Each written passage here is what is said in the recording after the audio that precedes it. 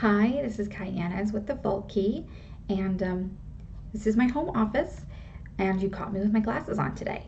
So this is not what I look like all the time, but I got my glasses on, so makes me look a little bit more smart, I suppose.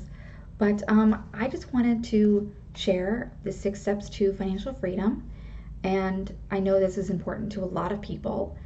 It's important to me. So I just want to share the 6 steps to financial freedom. So the first one is to budget. You have to budget in order to know how much money is coming in versus how much money is going out. So, this is just imperative. Whether you want financial freedom or not, it's very important to budget. So if you have more money coming in your bank account than you're spending, then that means your bank account's at a surplus. If you find out that on average you're spending more than you're making, that means that your bank account is at a deficit. And to solve this, there's really 2 options. One, you can either increase your income or decrease your spending. So just find out how much you're spending versus how much you're making in order to set your budget. And the next step to financial freedom is to pay yourself first.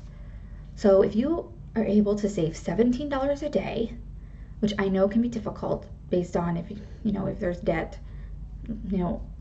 however little, however much, it can be difficult with debt. If you can save $17 a day, which is $500 a month, which is then $6,000 a year, which doesn't even include interest, you're off to a pretty good start.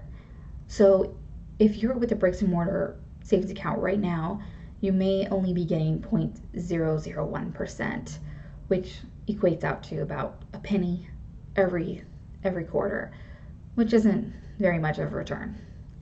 But if you go with a online banking account for your savings, then you may be able to get a higher return. There's some online banks that pay 0.075%, which based on how much you put in there could be 50 cents to $10 a month, which is pretty great.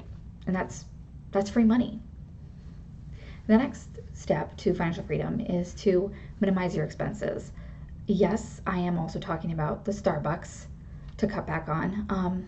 However, as a coffee drinker myself, it's not just cutting back on coffee. Just cutting back on coffee alone is not going to get you to financial freedom. It's being able to decide on where to make those cuts. So if you're eating out 3 times a week, then only go out to dinner 1 night a week. If you're going out for lunch every single day, then cut back and only go out to lunch 3 times a week. The whole point is to not go cold turkey. When you go cold turkey, it's harder, and it makes you feel more overwhelmed with your financial choices. So just start small and go from there. Spend more time at the grocery store. Cook more dinners at home. Find other ways to make cuts. Maybe increase the AC when you leave the house to save on your electric bill. Save money on water. Buy more things in bulk, like trash bags or dish soap, so that way it lasts longer. The 4th step to financial freedom is to get rid of debt. So the definition of being financially free is to be debt-free. So as long as you have debt over you, financial freedom will only be a dream.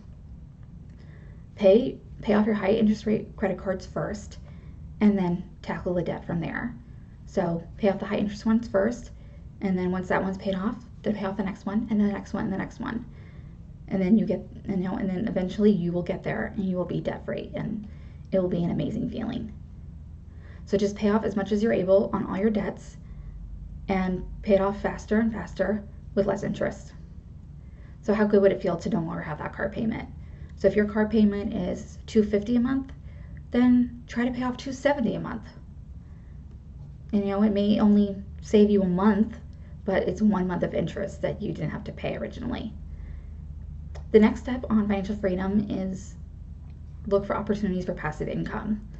So as long as you understand the risk of being a stock market investor, you can invest in the stock market, and there's a lot of advisory firms out there. So you want to do that, do your research and just make sure that that advisory firm is the best recommendation for you. You can also invest in real estate, whether through physical property or through a REIT, which is a real estate investment trust. And there's specific advisory firms out there that allow you to invest in a REIT. And the next thing is you could just create a blog and monetize it and make passive income from that. And the great thing about passive income is it takes some work initially to get there, but once you set it up, passive income is easy money and it just does all the work for you. The sixth step to financial freedom is to make more money. And I know this sounds like a given, but yes, the more money you make, the more money you can save, and ultimately the more money you can spend and not feel guilty about it. Find a career that will compensate you for your experience, skills, and education.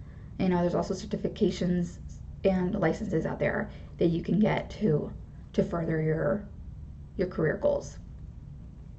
So, I'm Yaniz, and these were my 6 steps to financial freedom.